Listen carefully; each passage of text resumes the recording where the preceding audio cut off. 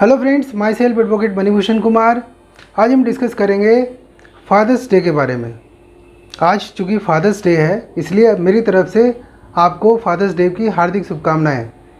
आज हम बात ये करेंगे कि अगर पिता ने कोई संपत्ति खरीदी है तो क्या उस पर पुत्री का अधिकार होगा या नहीं होगा।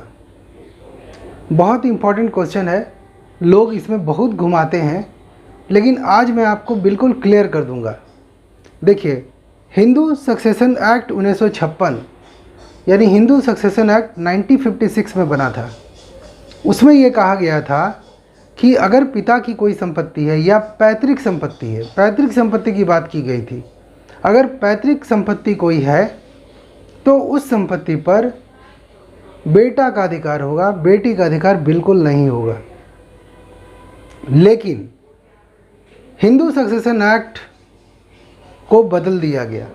हिंदू सक्सेशन अमेंडमेंट एक्ट 2005, 9 सितंबर 2005 को हिंदू सक्सेशन एक्ट आया, मतलब उसमें चेंज किया गया। उसमें यह कहा गया कि जैसे बेटा को प्रॉपर्टी पे हिस्सेदारी मिलता था, उसी तरह से बेटी को भी अभी उस प्रॉपर्टी पे हिस्सेदारी मिलेगा। किस प्रॉपर्टी पर? पैतृक संपत्ति पर। यानी दादा की संपत्ति हो तो उस पर पोती का अधिकार उतना ही होगा जितना उनका पोता का अधिकार होगा। अब मान लीजिए कि दादा 90 रुपये छोड़ कर गए हैं, तो पोती को 45 रुपये मिलेगा और पोता को 45 रुपये मिलेगा। अगर दादा की कोई प्रॉपर्टी है 4 कमरों की, तो 2 कमरा बेटी का होगा और 2 कमरा बेटा का होगा। कहने का मतलब दादा की जो प्रॉपर्टी है उसमें 4 कमरे हैं, तो 2 कमरा जो है वो पोती का होगा और 2 कमरा पोता का होगा। कब होगा ऐसा? जब पिता जीवित नहीं है तब। अगर पिता भी जीवित हैं और 4 कमरों का मकान है तो उसका 1/3 भाग पिता को मिलेगा, 1/3 भाग पोता को मिलेगा और 1/3 भाग पोती को मिलेगा। यानी कि हिंदू सक्सेशन एक्ट 1956 को अमेंड 2005 में किया गया और उसमें किसी भी प्रकार की संपत्ति पर महिलाओं के जो अधिकार हैं वो 50% कर दिया गया। 50% का मतलब मैं आपको समझा चुका हूँ। अब हम यहाँ बात करें कि महिला अगर शादीशुदा है तो क्या उसको प्रॉपर्टी पर हिस्सेदारी मिलेगा? 100% मिलेगा। अगर महिला विधवा है तो क्या उसको उस प्रॉपर्टी पर हिस्सेदारी मिलेगा? 100% मिलेगा। अगर महिला ने शादी ही नहीं किया है और अपने घर में ही रह रही है तो क्या उसको इस में हिस्सेदारी मिलेगा? बिल्कुल 100% मिलेगा। अगर महिला का कोई बच्चा है, नाती या नतनी, तो वो भी इस प्रॉपर्टी पर क्लेम करके क्लेम ले सकते हैं। बिल्कुल क्लियर हो गया कि अगर आपके दादा की कोई संपत्ति है तो बहन का भी उस पर हिस्सेदारी होगा। दादा की संपत्ति पर पोती का भी अधिकार होगा, यानी महिलाओं के अधिकार 100% होंगे। तो आज मैंने ये क्लियर कर दिया कि अगर कोई पैतृक संपत्ति है, यानी कि दादा की संपत्ति, दादी की संपत्ति या किसी भी प्रकार की कोई अगर पैतृक संपत्ति है, परदादा की संपत्ति, तो उस पर जितना अधिकार महिला का होगा उतना अधिकार पुरुष का भी होगा। ये हिंदू सक्सेशन एक्ट 1956 को अमेंड 9 सितंबर 2005 में कर दिया गया, जिसमें गर्भ से ही महिला भी उतना ही शेयर का हिस्सेदारी है जितना पुरुष है। ये सुप्रीम कोर्ट का भी एक डिसीजन था। अब हम नेक्स्ट यहाँ बात ये करेंगे कि अगर पिता ने कोई संपत्ति को खरीदा है, अपने मेहनत करके पैसे अर्जित किए या किसी भी प्रकार से पैसे अर्जित किए और उन्होंने एक प्रॉपर्टी को खरीदा, तो जब तक फादर जीवित हैं उनकी संपत्ति किसी की नहीं हो सकती। फादर जब चाहेंगे तब, मदर जब चाहेगी तब वो प्रॉपर्टी बेच सकती है या बेच सकते हैं। उस पर किसी का अधिकार नहीं होगा, ना ही बेटा का अधिकार होगा ना बेटी का अधिकार होगा। हाँ, फादर जब चाहें जिसको चाहें उसको गिफ्ट डीड कर सकते हैं। उसी तरह से भाई की संपत्ति पे बहन का अधिकार नहीं होता है। हाँ, अगर भाई की मृत्यु हो जाती है और उसके बाल बच्चों सब की मृत्यु हो जाती है, बहन अगर जीवित रहती है तो उसका अधिकार होता है। तो यहाँ बिल्कुल क्लियर हो गया कि अगर हिंदू सक्सेशन एक्ट के अनुसार हम चलें, और चलना ही पड़ेगा क्योंकि देश का यही कानून है, तो महिलाओं के अधिकार किसी भी स्थिति में 50% है। यानी कि अगर 3 पुरुष है और 6 महिलाएं हैं तो किसी भी पैतृक संपत्ति का बंटवारा 1/9 के हिसाब से होगा। यानी कि अगर 9 लाख रुपए जमा है तो 1-1 लाख रुपया सबको मिलेगा।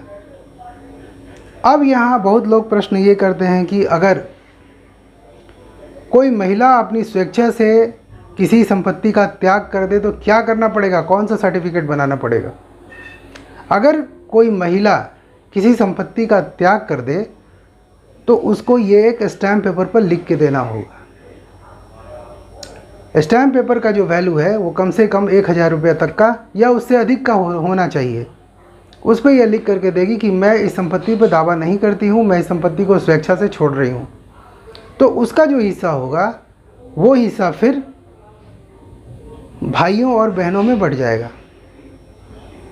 तो ये पूरा आपका हिंदू सक्सेशन एक्ट 1956 और Hindu succession act amendment act 2005 9 सितंबर के अनुसार मैंने आपको बताया।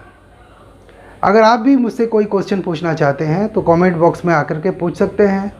मुझसे सलाह लेना चाहते हैं तो मेरे व्हाट्सएप नंबर पर संपर्क करना चाहते हैं तो कर सकते हैं, लेकिन इसके लिए आपको एक लीगल फ़ीस पेड करना होगा, क्योंकि बहुत लोगों के कॉल आते हैं और उस सभी कॉलों को मेंटेन करना सही संभव नहीं हो पाता है। इसीलिए मैंने कुछ स्टाफ रखे हैं, उन स्टाफों की सैलरी इसी कंसल्टेंसी फ़ीस से मैं देता हूँ। इसलिए अगर आप मुझसे किसी भी प्रकार की कोई सहायता लेना चाहते हैं तो पहले मेरे गूगल पे नंबर पर एक कंसल्टेंसी फ़ीस पेमेंट करें, उसके बाद ही मैं आपको सलाह दे पाऊँगा। और अगर आप बिल्कुल मजबूर हैं तो उस परिस्थिति में आपकी सलाह मेरे लिए फ्री होगी।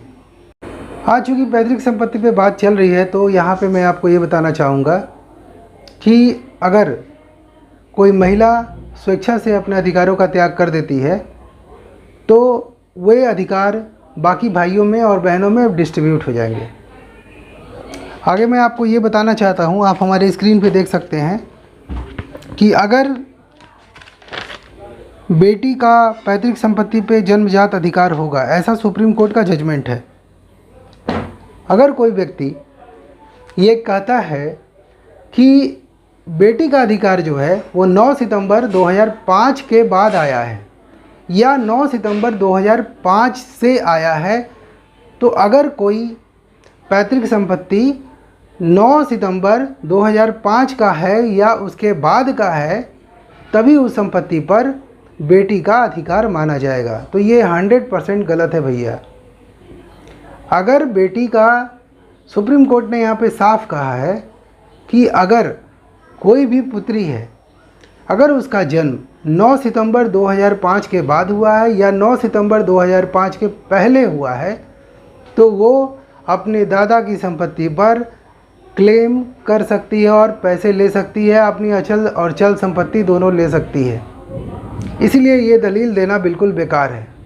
अगर आपका जन्म 9 सितंबर 2005 से पहले हुआ है और दादा की प्रॉपर्टी भी बरसों पुरानी है तब भी आप उस प्रॉपर्टी पर क्लेम कर सकती हैं, और 9 सितंबर 2005 के बाद आपका जन्म हुआ है और दादा की प्रॉपर्टी पुरानी है तब भी आप क्लेम कर सकती हैं। ये सुप्रीम कोर्ट का जजमेंट है। तो हर परिस्थिति में अगर देखा जाए तो लड़कियों का अधिकार लड़कों जैसा ही हो गया है, यानी लड़के आधा लेंगे तो लड़की भी आधा लेगी, चाहे वो लड़की विवाहित हो, चाहे वो लड़की विधवा हो, चाहे वो लड़की शादी नहीं की हो, चाहे वो लड़की किसी भी प्रकार की हो, उसको राइट 100% मिलेगा। आप अगर इसके बारे में छानबीन करना चाहते हैं तो हिंदू सक्सेशन एक्ट 1956 पढ़ सकते हैं और हिंदू सक्सेशन एक्ट अमेंडमेंट 9 सितंबर 2005 भी पढ़ सकते हैं। इसमें आपका बिल्कुल क्लियर हो जाएगा कि लड़कियों के क्या अधिकार हैं। अगर लड़की पागल है तो उसका अधिकार उसके बेटे को मिलेगा बेटी को मिलेगा या उसको जो डिफेंड कर रहा है उसको मिलेगा। तो आज मैंने ये क्लियर कर दिया। तो अगर आपको मेरा चैनल अच्छा लग रहा है प्लीज़ इसे सब्सक्राइब करें, लोगों के साथ शेयर करें और लाइक ज़रूर करें। लाइक बहुत इंपॉर्टेंट है, आप लोग लाइक नहीं करते हैं। इतना मेहनत से मैं वीडियो बनाता हूँ सिर्फ आपके लिए, आपके नॉलेज को बढ़ाने के लिए, इसलिए लाइक इसे ज़रूर करें ताकि लोग अवेयर हो सके। शेयर करें ताकि लोग अवेयर हो सके। इसी तरह की इंटरेस्टिंग वीडियो अगर आप मुझसे पाना चाहते हैं और इस चैनल पे अगर नए हैं तो इसे सब्सक्राइब ज़रूर करें और बेल आइकन को प्रेस करें और ज़्यादा से ज़्यादा लोगों तक मेरी जानकारी पहुंचाएं ताकि लोग अवेयर हो सकें। Thank you. जय हिंद।